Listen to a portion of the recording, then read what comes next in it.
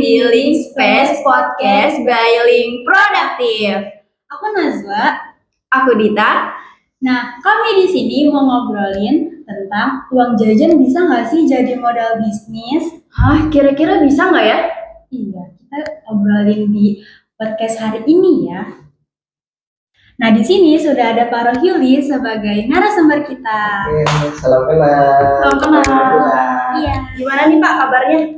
Alhamdulillah, baik. Oke. Kenapa kita langsung mulai aja ya ke pertanyaan pertama?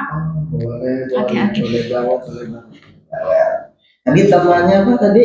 Temanya itu uang jajan bisa jadi modal bisnis. Uang jajan, berarti ini lebih ke anak sekolah, kuliah, Iya, benar, gitu benar, kan? ya, betul.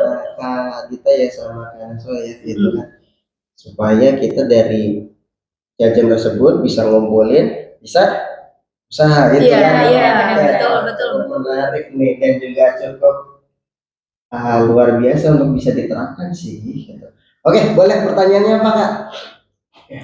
Menurut Bapak uang jajan anak SMA itu lebih baik ditabung atau dihabisin gitu? Kan kalau misalnya ditabung itu bisa buat kita ke depannya gitu untuk supaya nggak mikir ke depannya gimana untuk usaha apa gitu. Kalau saya waktu kecil itu kayaknya dihabiskan Kak. Iya, sama kita sih. Ya, kalau dulu dihabiskan ya gitu kan. Tapi itu waktu SD gitu kan. Tapi waktu SD kelas 1, kelas 2 gitu kita dapat uang jajan habiskan gitu. Tapi kelas 3 itu diajarkan sama guru saya gitu kan ya kayak yang dimana ada namanya buku tabungan. Nah itu juga alhamdulillahnya disupport juga kan gitu sama orang tua. Bagus nih programnya supaya anaknya bisa nabung gitu kan. Jadi per semester itu biasanya ada pembagian rapot, kemudian pembagian buku tabungan gitu kan ya, tabungan tersebut itu dapatnya berapa. Itu pernah waktu kelas 3 itu satu semester saya dapat 2 jutaan. Wow, banyak Tapi kelas 3 ya, kelas 3 SD ya itu kan. Itu nggak kerasa tuh 5.000, 2.000 pernah tuh dikasih uang jajan itu 2.000 ya tabungin aja lah nggak usah jajan pernah gitu kan karena waktu itu akan kerasanya ketika liburan semester dari uang tabungan itu kita mau liburan kemana nih gitu ya betul. Nah jadi dari tabungan itulah motivasinya supaya bisa liburan gitu karena belum ada tahu tentang usaha ya gitu kan ya. Nah seiringnya waktu 3, 4, 5, 6 lulus SMP itu di masuk madrasah sanawiyah itu kalau saya. Kalau kakak apa nih SMP ya? Iya SMP. Iya. Boarding school berarti ada asrama. Sanawiyah ya, boarding school. Iya, boarding school. Pondok pesantren. Iya, benar. Oke. Nah, iya jadi waktu itu saya masuk tuh MTS gitu kan Madrasah Sanawiyah, kemudian masuk ke SMK. Sama waktu Madrasah Sanawiyah juga itu ya uang jajannya naik dong gitu kan. Harusnya naik. Kan dari SD kan karena dekat rumah itu jalan kaki jadi dikasih uang jajannya tidak lebih dari 10.000 gitu kan. Nah tapi kalau madrasah sanawiyah kan kita pergi ya jalan pakai motor jadi uang jajannya nambah, ada uang bensin, ada uang makan gitu kan, ada uang jajan gitu kan. Nah itu sehari 20.000 tuh kan. Nah gitu kan. Nah kadang 20.000, kadang 15.000 gitu kan ada uang bensin tadi gitu kan. Nah itu kepikiran mas sekali isi uang bensin bisa nih untuk 3 hari 2 hari uang bensinnya itu yang disisihkan ditabungkan gitu kan. Ada juga di situ program tabungannya gitu. Waktu itu guru saya itu mendaftarkan saya ke program bank gitu kan yang dimana untuk khusus pelajar gitu kan yang dimana di situ tidak ada potongan apapun khusus untuk nabung gitu kan.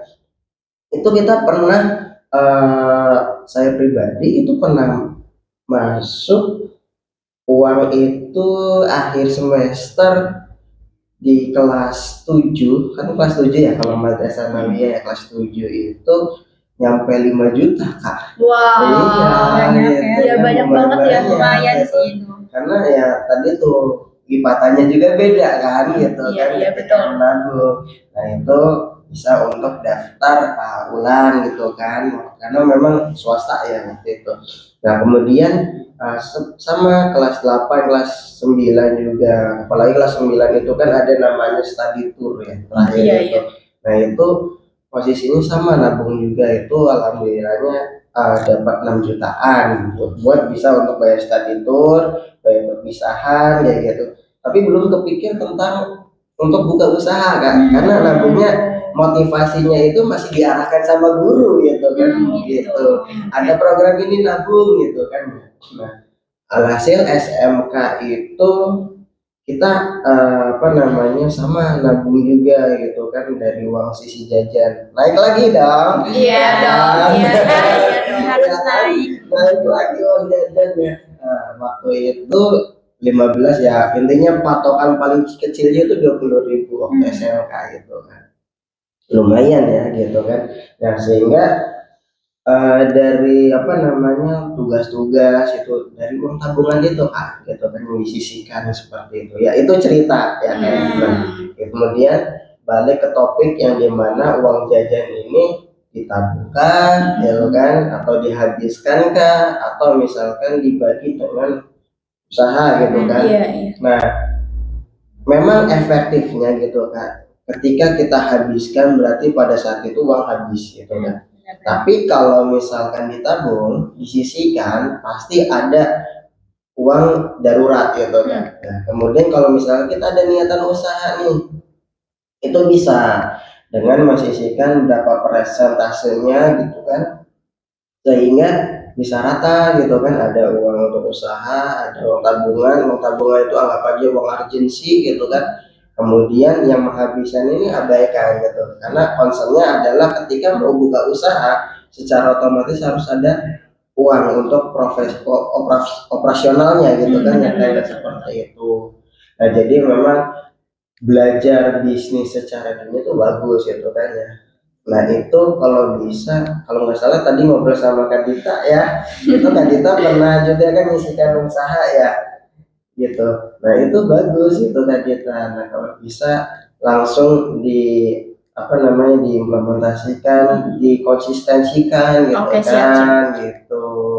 Nah saya pernah ada kenalan ya, itu teman dia sering bikin apa tuh makanan kekinian ya, apa namanya kebab ya. Jadi dia iseng-iseng bikin kebab gitu kan, terus banyak minatnya gitu kan, karena kalau anak sekolah bikin usaha itu pasarnya juga teman-temannya gitu kan ya, kayak seperti itu gitu kan.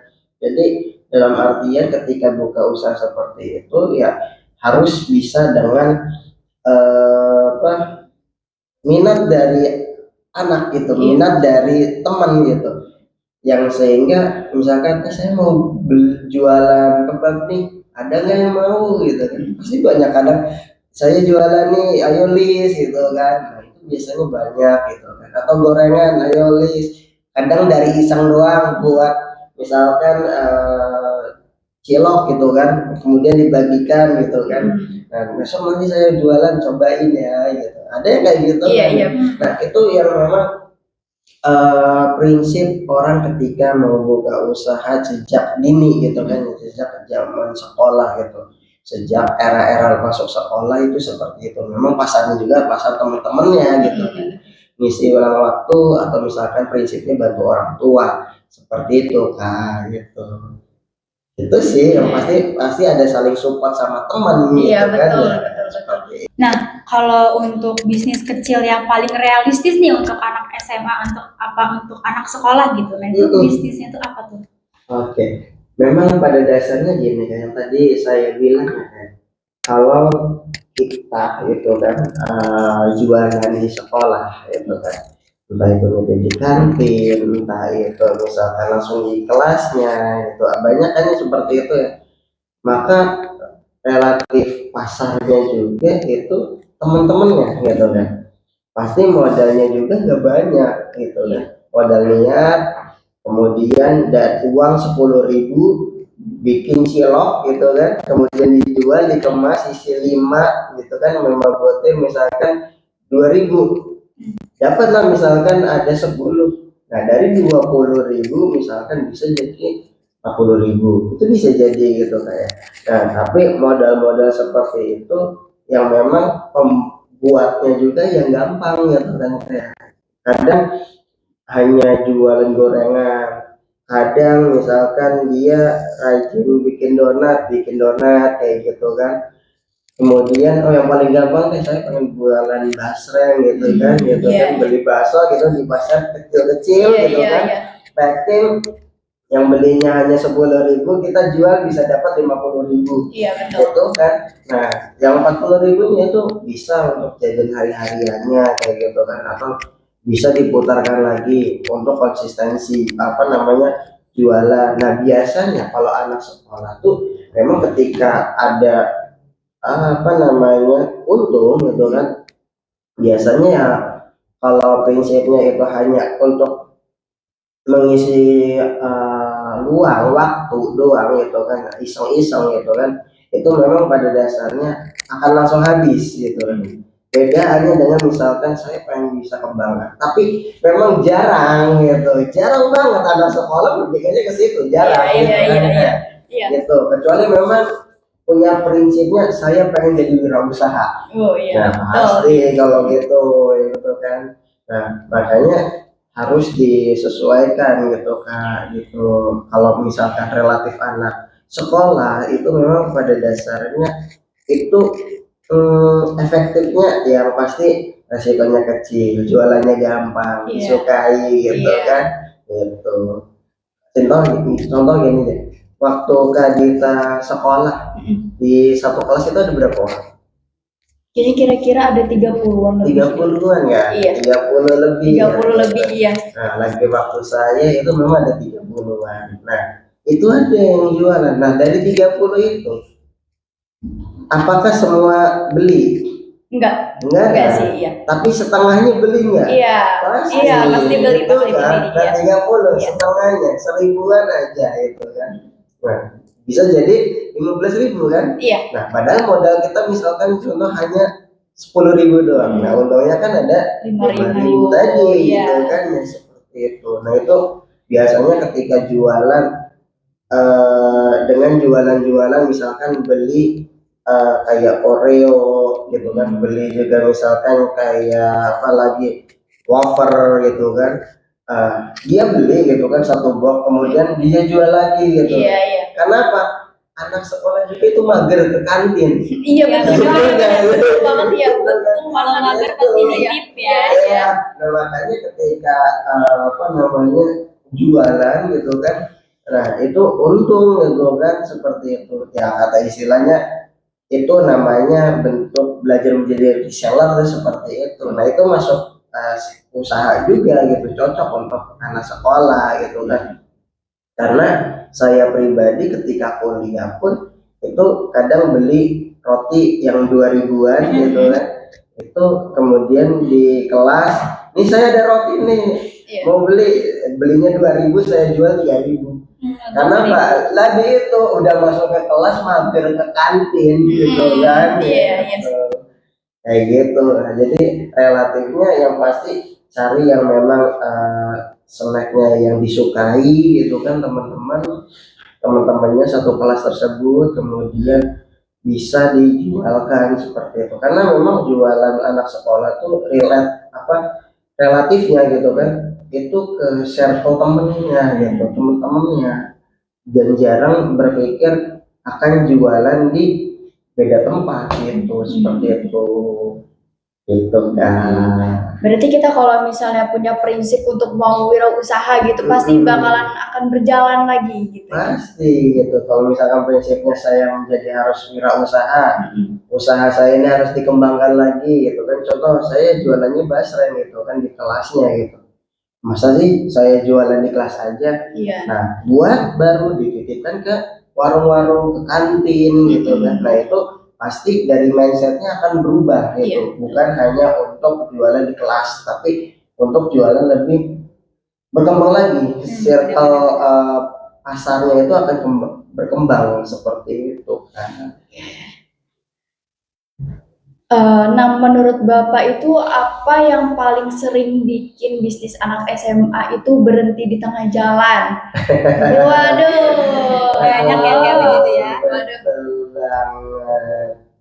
Yang pertama, faktor internal, yang dimana faktor internal itu kadang orang tua kan pasti tahunya kamu sekolah tuh belajar gitu kan, Iya. bukan untuk jualan gitu. Nah, ada nggak kayak gitu? Banyak gitu. Nah, kamu fokus aja belajar, nggak usah jualan, nggak usah mikirin uang, itu biar mama gitu, biar bapak yang bekerja gitu kan. Padahal itu berdasarkan dari hobi anaknya gitu kan, yang ingin jualan gitu kan. Nah dari situlah ketika ada omongan seperti itu, ya alhasil apa? Mindset yang tadinya belajar untuk jualan akan down gitu kan. Udahlah dimarahin sama orang tua gitu, sama papa, sama mama, buat apa jualannya? Ya udah saya belajar aja gitu kan. Alhasil nggak lanjut dong. Iya betul. Gitu Iya, kan? iya betul. Gitu. Nah itu gitu. Karena memang pada dasarnya kadang ya itu faktor internalnya.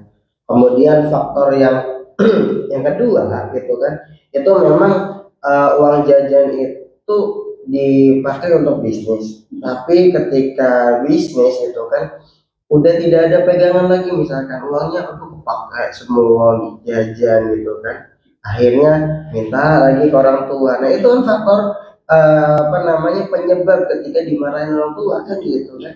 Padahal coba kalau misalkan yang pertanyaan pertama tadi ada nabung, ada sisian buat apa usaha, ya yakin gitu kan ketika modal usahanya ini sudah kepake untuk bikin produk gitu kan, berarti kita kan butuh jajan. Nah dari tabungan inilah dipakai kayak gitu kan gitu.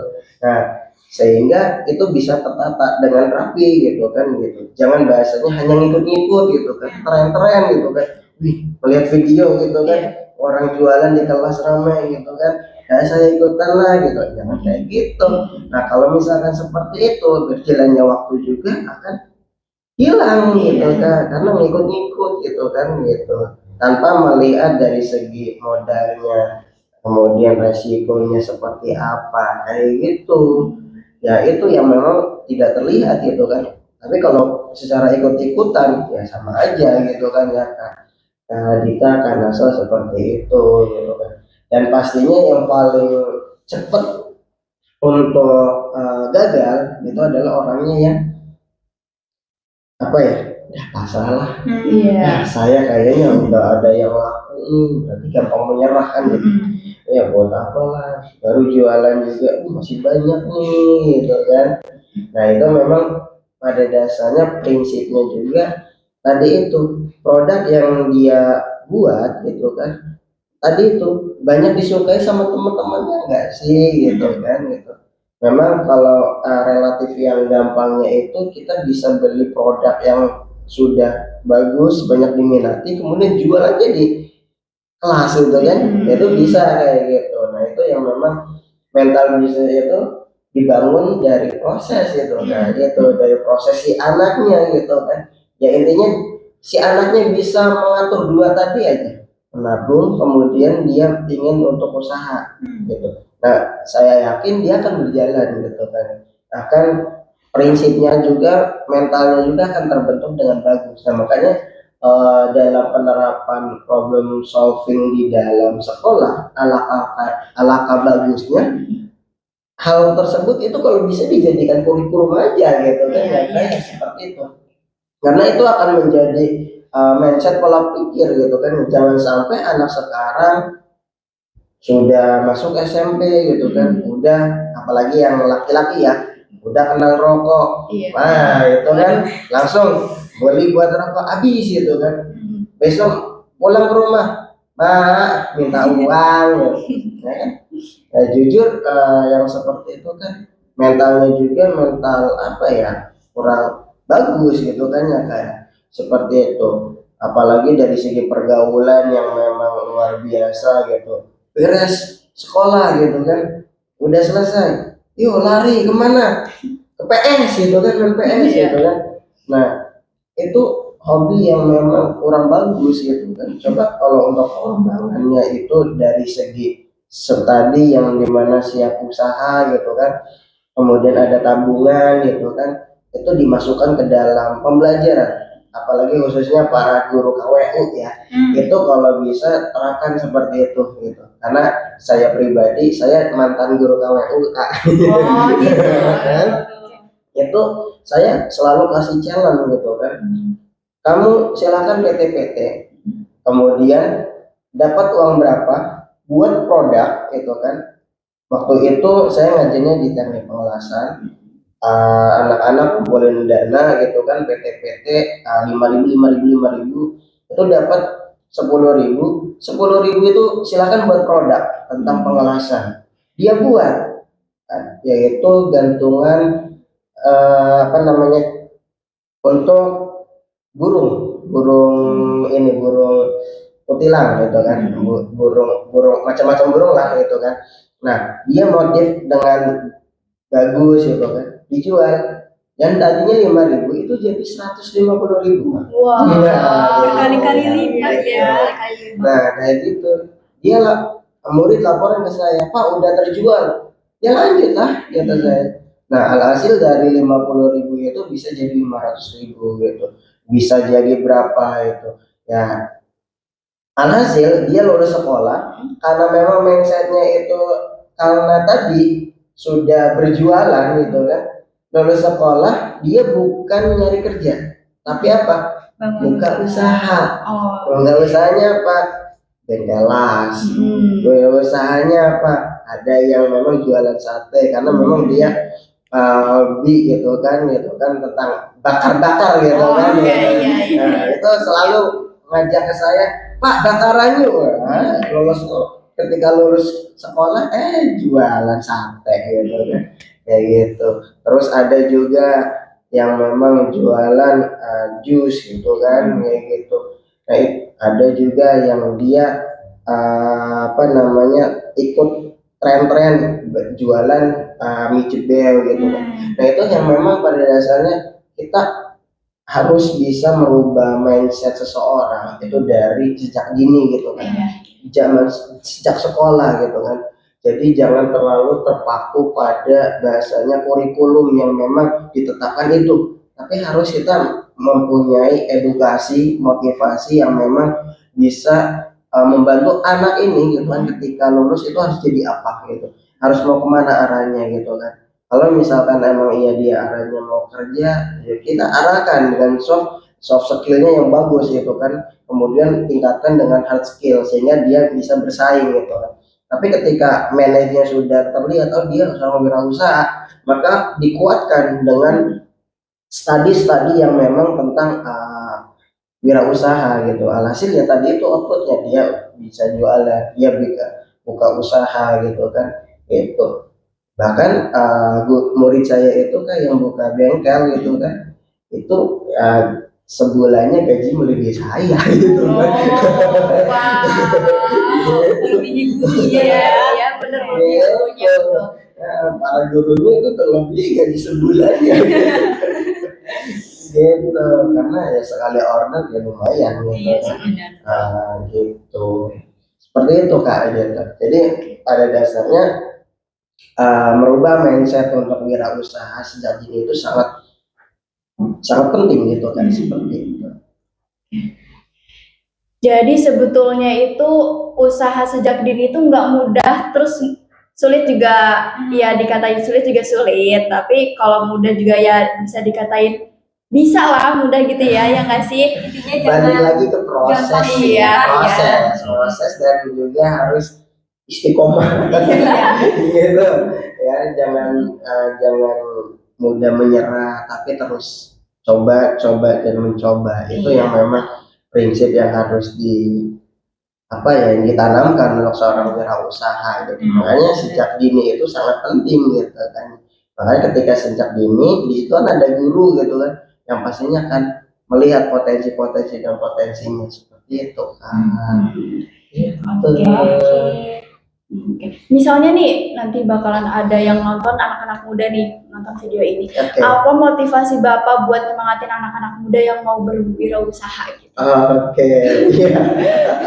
Wah, motivasinya ya tanamkan mindset gitu kan. Ketika berwirausaha itu jangan mudah menyerah, karena di sisi lain di situ banyak pesaing yang sudah banyak pengalaman gitu kan, dan jangan malu untuk biasanya bertanya atau bersharing dengan para yang sudah sukses gitu kan, sehingga ada edukasi dan juga circle yang bagus gitu kan itu. Dan untuk pengembangannya lebih jelas lagi gitu kan, lebih tertata lagi gitu kan, itu memang pada dasarnya harus mempunyai tadi ya teman-teman ataupun komunitas ataupun saudara ataupun ya kata istilah kita nih hadir link produknya gitu kan, jangan malu untuk bertanya gitu kan ya, kayak seperti itu.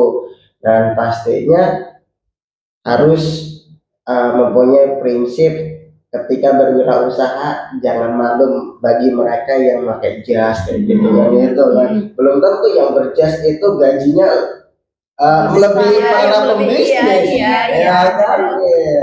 intinya, dan juga para pembisnis gitu kan, itu terserah kita ya kan. Musim hujan lah libur aja lah bisa nggak kayak gitu? Bisa, tapi yang penting omsetnya udah naik ya gitu kan. Tapi jangan ketika tutup itu nggak ada penghasilan, itu yang bahaya gitu kan. Awas jangan bablas gitu. Awas ya guys. Gitu. Ya memang pada dasarnya prinsipnya mental bisnis itu harus dibangun dengan proses gitu ya gitu. Bukan hasil dengan instan gitu. Ketika kita wirausaha hasilnya langsung abrak-adabra langsung ada, nggak bisa gitu. Karena memang proses bangun manajemen yang bagus gitu kan, kemudian dilandasi dengan niat yang bahwa saya udah terjun di situ, saya harus kembangkan seperti itu. Kayaknya udah lama banget nih ya, udah berapa menit ya? Iya, berapa menit nih. Oke, makasih ya Pak sudah hadir di podcast hari ini. Semoga besok bisa bertemu lagi sama Bapak gitu. Gak apa-apa kan Pak? Selalu sharing boleh. Siap. 24 jam. Tapi kalau udah tidur jangan diganggu. Oke.